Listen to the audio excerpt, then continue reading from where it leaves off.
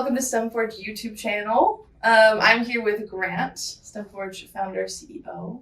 I'm Ashley, I'm the Director of Marketing. This is Nick, COO, and this is Cole, Director of Curriculum. And we're going to talk about game design and how it prepares children and everybody for college and career. So I don't know who wants to start off, but I guess why learn game design and how is it going to help kids or how are we going to help prepare kids for college and careers? So we all took game design in Boise State, and the stuff that we were learning there, especially as far as Unity goes, that's the same stuff that we have been teaching kids for years.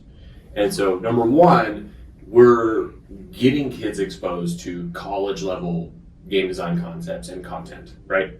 And so it's kind of interesting because universities and the school system wants to make sure that kids follow a certain pathway to get to where game design exists. And a lot of that will require coding classes or math or some of these other prerequisite basic skills that are good, that they do need to have. But you don't actually need to have those prior to jumping into game design. There's ways that you can teach game design to a 9-year-old that are really, really effective, and they get the fundamentals.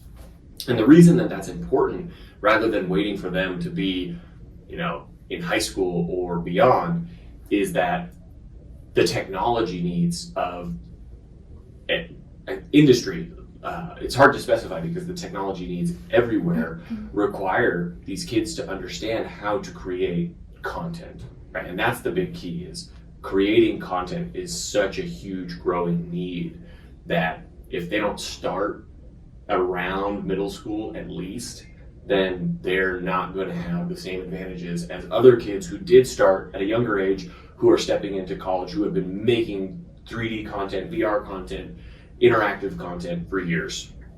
Yeah, it's that gamifying of really all industries. That's the future of careers. Right. And we have another video on that Annie Morley was talking about that at the remote control conference. Yeah. So if you want to check that out, there's more information there. But yeah, she kind of talks about how really the future of all careers in any industry is that gamification of things. And so teaching that, it really is interdisciplinary. So any other thoughts about that? Yeah, I mean, even with how fast technology grows, because even from when I was in college, and I have more of a background in the coding side of things, the frameworks and everything has just evolved at such a crazy pace. But with any kind of game design thing, you're building in a 3D space, and that's never going to change necessarily.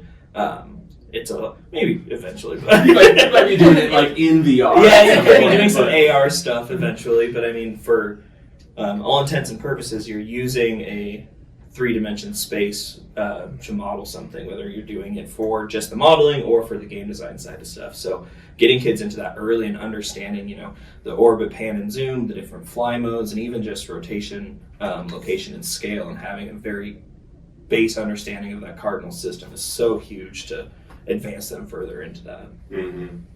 I'm going to riff on that too, because the other thing is we talk about getting them ready to create content, but the other great part about using video game design for college and career prep is that the skills required to make a video game translate into engineering CAD, video animation, other interactive programming like a simulator.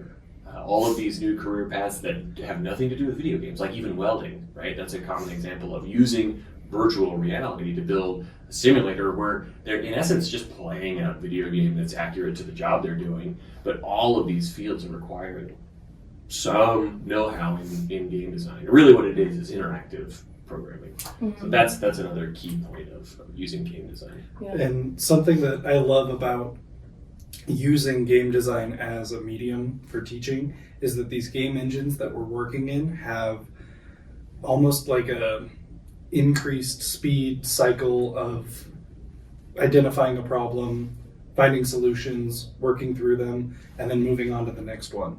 And it's just such a fantastic environment for students to problem solve and to learn how to problem solve and how to approach all those situations. Totally. I was watching a TED Talk yesterday. It was Peter Burroughs. I think he's from like Minnesota State University or somewhere up there, Michigan maybe. But he was talking about like the career paths in game design and like how it's really like art, programming, design, and all the things that fall under that. Where you have like art, so you're learning like 3D modeling, 2D design, or not design, 2D art, you know, all of the art things. And then programming, which is the obvious, like the coding. But the design is really like the glue that brings all of that together.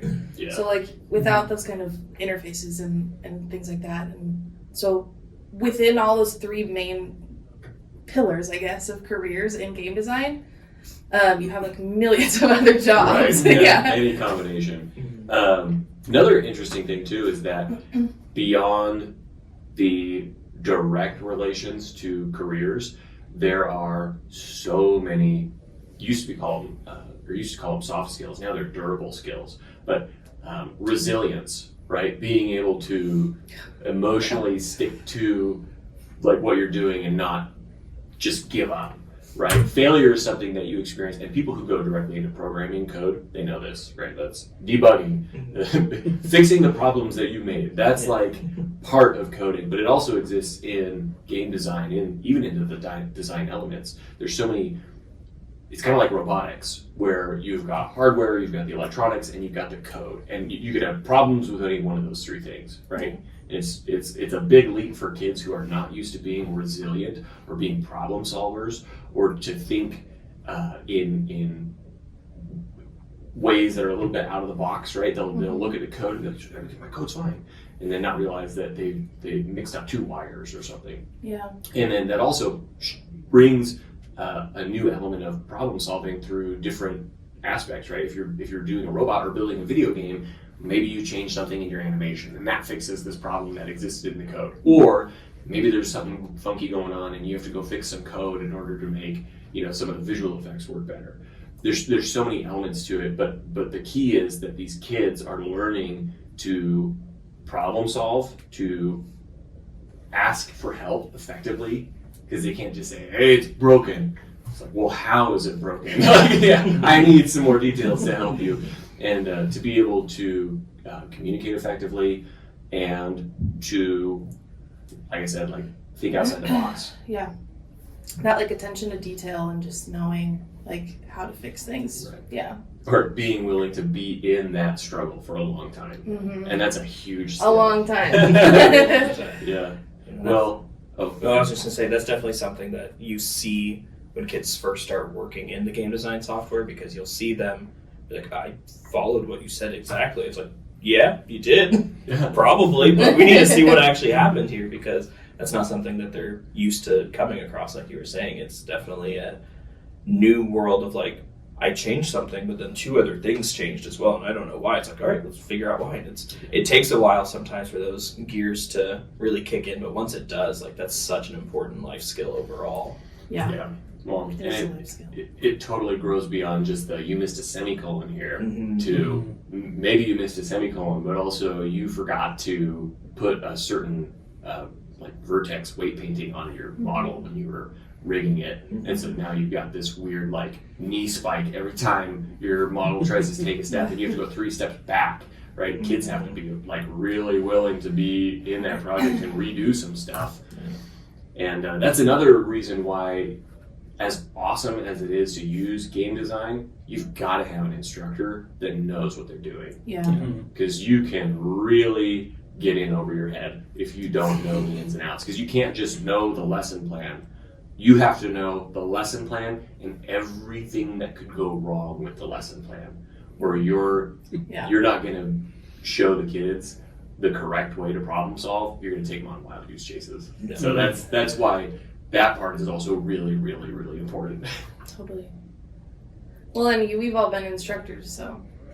The interesting thing about having somebody who knows what they're doing when it comes to teaching and then troubleshooting is that if you don't have somebody who understands the lesson plans and everything around the lesson plans, like I said, you're going to take them on wild goose chases. And I actually had that experience. I'll say my worst moment as an instructor was we were doing like a quick series on HTML, and I did not know HTML beforehand. And so I read up, I did some studying, I never did it, and I gave a lesson on HTML, like 10 minutes of like just like an intro thing before kids jumped onto their other projects. So at least it was low stakes, but it was the worst. It was my worst moment as an instructor. And so I went back, and that night, because I had to teach it again the next day, I spent like 6 hours just researching, practicing, testing everything just for that lesson plan, because I was like, I'm not doing that again. Like 45-minute lesson, 6 hours. Oh, it was like a 15-minute lesson. It felt like such a goob. Yeah. It's like, oh yeah, tags are. I know game design. I just didn't understand the tag. Yeah, it was full vulnerability here. My worst moment. And that's the other element too. Is teachers all are the reason they get into working with kids is because they're passionate about the future of these kids, and they do a great job. But if you don't know like a technical topic and try to introduce something even at a low level, oh man, it's hard. Yeah, it's really hard. Mm-hmm. I do not suggest. Well, I guess I kind of want to know about like our individual career paths, like how, because I know for me, I started just like an art kid. Like I was in AP Studio Art in high school, and that's all I cared about was like I wanted to paint for a living, which everyone was like, your art degree means nothing. Obviously, like people say that all the time. Like, what are you getting an art degree for?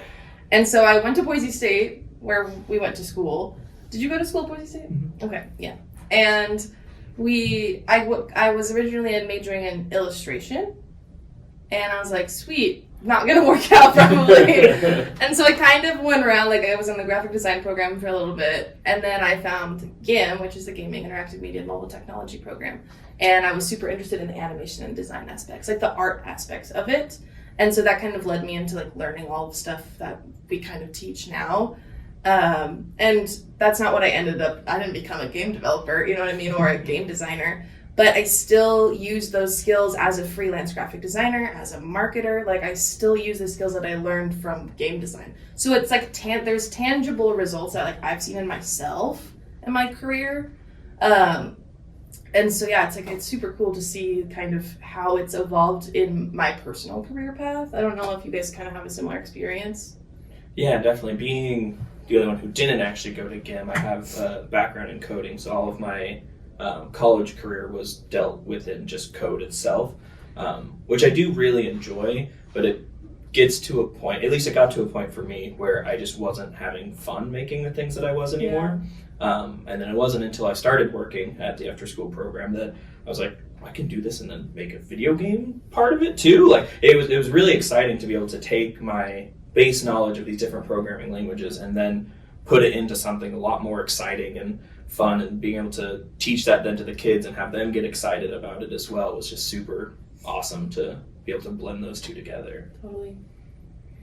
And I guess I don't have like what if questions because I majored in everything. Yeah, I've been there too. Yeah, I started out like philosophy and like pre-law and like engineering. I really did bounce around. Yeah, everything. And then I eventually made it to coding, kind of like the same coding that Nick was talking about.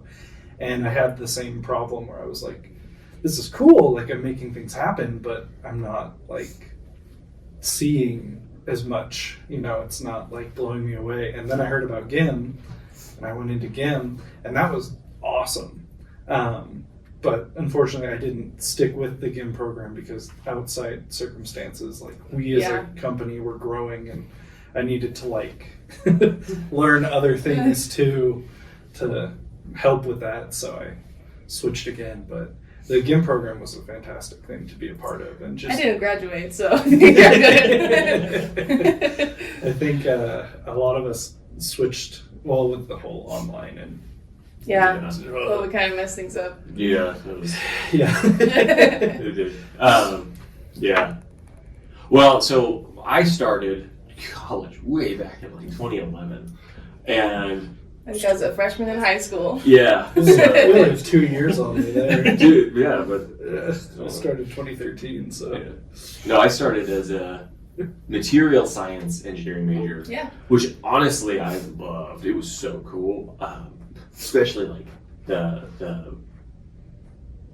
metallurgy. Yes, I do know. That that was the coolest thing because I love Forged in Fire, and that came out after the fact. But oh man, I was like, oh yeah, Martinizing, you got to do the thing, then heat treatment. No, but anyway, that was really fun, and it was a little bit too technical for my brain at the time. You know, when you're in college, you're limited to learning all this stuff within a semester, and I couldn't learn it in that time frame. So I was like, okay, material science, all the chemistry that's involved there, that's probably not for me. So I changed to mechanical engineering, which I got to differential equations, and that was where I was like, whoa. That's not for you. Oh, I can't. Yeah. I can do count 3, but oh no, this is like magic stuff. And so I ended up, after some rough semesters, I kind of at the same time had found a job doing after school education, and that's where I was introduced into like game designing. And it was the coolest thing because when I was in the mechanical engineering program, we had some engineering CAD programs where we learned SolidWorks. We redesigned like a Lego kit, and it was the coolest thing. Like I loved that. That resonated with me so much because I've always liked drawing, but having a computer and doing it in 3D, that was just mind blowing. Cool. So when I hit DiffyQ, that's when I was like, okay, what do I really want to do with my life? Like, I really liked making those models. That was cool. And then I found that there was a game design program that it was a year in, and they were doing all this cool stuff. So I hopped on board and got the best grades I've ever got, even through like high school, because I was so into it. Yeah. And I was building some awesome stuff. I learned code. I flunked 3 college coding courses. And then when I when I took the first game design course, they required us to do a lot of coding, like ActionScript. And I ended up being the guy on our team who was like doing the code. I was doing like state machines, multiple state machines. It was tons, and I loved it. And kind of what Cole said, the circumstances changed because I took more of a leadership role. That's when I started managing and running the business, and ultimately that's what led up to STEMforged being started, founding STEMforged. But I had to change gears a little bit and add some business and economics and some other courses that I thought would be really important and were really helpful. So it was a good shift, and now I graduated from multidisciplinary studies with an emphasis in some, I'll call it pre-engineering, game design, coding, and business management. And that's like my perfect custom degree for what I'm doing now. That multidisciplinary program is cool. Yeah. No, I decided when I switched over to GIM, I knew that I wanted to work teaching. Yeah. So especially after you had like that experience where, like you said, you didn't have the best experience with coding, and then all of a sudden when you flip it on its head and do something that like is really cool, that you are really passionate about, all of a sudden all the super hard stuff gets so much easier because we're taking these kids' like passion for video games and turning it into like really getting excited about learning. And so after having that experience, like I could imagine that you would want to teach kids and like let them have the same experience. Oh yeah. Well, and that's what really like stuck with me is once it's kind of like reading. Like no kid loves to learn the sounds of the letters and the rules of English and all of these other things that independently are not fun or interesting. But when they start to read stories, when they start to read books, or when they turn around and maybe they can create their own, right? Yeah. The individual skills of reading become this connected series of skills that allow them to enjoy a story or create a story. And so the same thing applies with code, where you can teach the syntax and run through "Hello World." You can grab a typewriter like a baseball bat and hit some kids with it and be like, "You're gonna type. You're just gonna go, and you're gonna learn it the good old fashioned way." But what's so much more effective is to give them something that they're already passionate about, and then show them how they can use code, a new skill, to create that or improve it, or even kids who aren't passionate about video games themselves, they can bring in other things that they're excited about. Yeah. How many kids have we taught where they didn't play video games, but they really latched onto game design because they loved even their art? They would draw pictures and they're like, I want to turn this picture that I drew into something I can experience and that other people can play. Or they are just really good storytellers. And they're like, I want people to just live this. I want them to experience it. And then they pick up game design. So, with all of your experiences, it just really shows collectively, how we really can prepare kids for, any industry at all. And just, how good game design is for doing that. Does anyone have any, final thoughts about this? No? I think we hit a lot of topics. Yeah. So, anyways, thanks for watching. If you want to like and subscribe, we're going to have videos coming out every week. So, thanks.